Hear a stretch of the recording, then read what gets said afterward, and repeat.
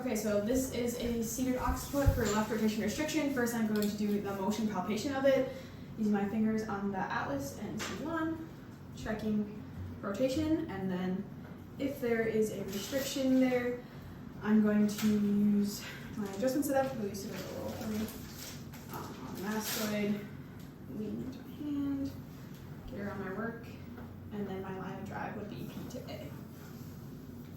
Okay, this is a supine right TMJ for long axis restriction. So my patient's going to be supine. First, I'm going to do motion palpation, so I'm just going to have him flip onto my left hand, and I'm just going to use my pie's forearm along the eminence and feeling for motion of the TMJ. And if I don't feel that, I will just put an impulse in, doing long axis distraction along the slope of the eminence. And next, I'll have you sit up. I'm going to be doing checking for motion palpation of the thoracic spine. And so I'll have you put your hands on your shoulders, please, and then I'm going to grab my patient and motion palpation on the TPs, feeling for any rotation restrictions. And then I can do lateral flexion restrictions, pushing on the spinous process. And then if I were to find one, I can have my patient lay prone, and I'll be doing a prone T6 for right rotation restriction and right lateral flexion restriction. So I'm on the left side, using my right hand bear claw on the T6 on the TP and going across the spine, using my left hand doing force, adding clockwise torque, and then as the patient breathes out, I would give a P to A with clockwise torque adjustment. Alright, this is for a supine right glenohumeral internal rotation restriction stress adjustment. So first I'm going to motion palpation in the shoulder for internal and external rotation. So I'm just going to test going internally and externally and comparing side to side. And we're going to say, so if the right has an internal rotation restriction, I'm going to have the patient's forearm on my thigh here, using my forearm on theirs kind of as a lever, and then internally rotating my hands onto their shoulder on their glenohumeral joint, and then I'm going to twist internal into internal rotation, and then at the end I'm going to do an impulse there, and I would come and do this 3 times to get full range of motion.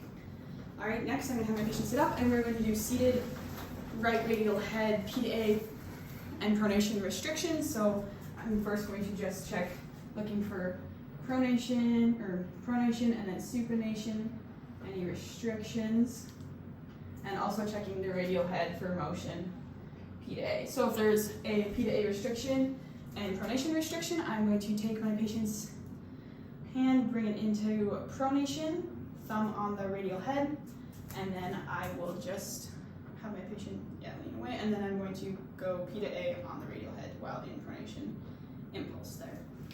And then I'm going to do a seated right radial head, or seated proximal carpal row flexion restriction on the right, so I can feel my patient's wrist on the proximal row. I'm going to bring it in flexion, or extension and flexion, feeling for restrictions. And then if there were one, placing my fingers on the proximal row of carpals, have my patient lean away from me, and in flexion. Once I get to the end range, I would impulse here. All right, this is a seated to supine TL junction for extension restriction. So first we're going to do motion palpation. So I'm going to have you place your hands on your shoulders, and I'm going to, on the spinous, extend my patient, checking for any restrictions in the TL junction area. And if I were to find one, I'm going to have my patient seated at the edge of the table here. And then we would be using a thoracic board, but we're just going to use this as a placeholder for now. I would have the hard side up and placing it just a little behind my patient so her head does not touch it.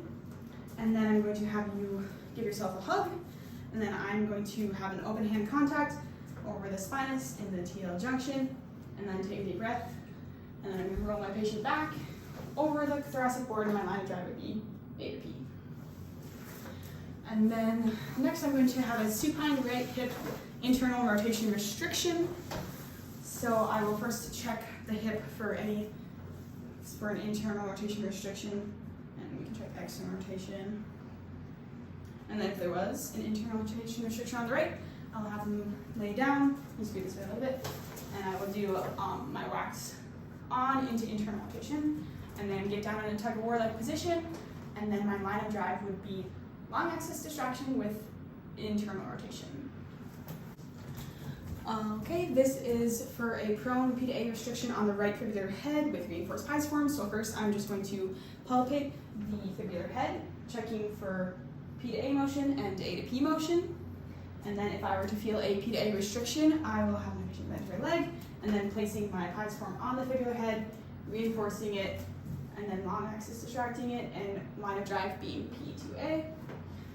And then I'll have you flip over, and for a right first metatarsophalangeal restriction, dorsal to plantar, plantar to dorsal, internal, external restriction, I'm just going to motion out, plantar to dorsal, dorsal to plantar, internal, external rotation. And if there's a restriction in this, I can mobilize the joint, grabbing my fingers around it, and then long axis distraction, and then impulse in whichever direction I feel the restriction.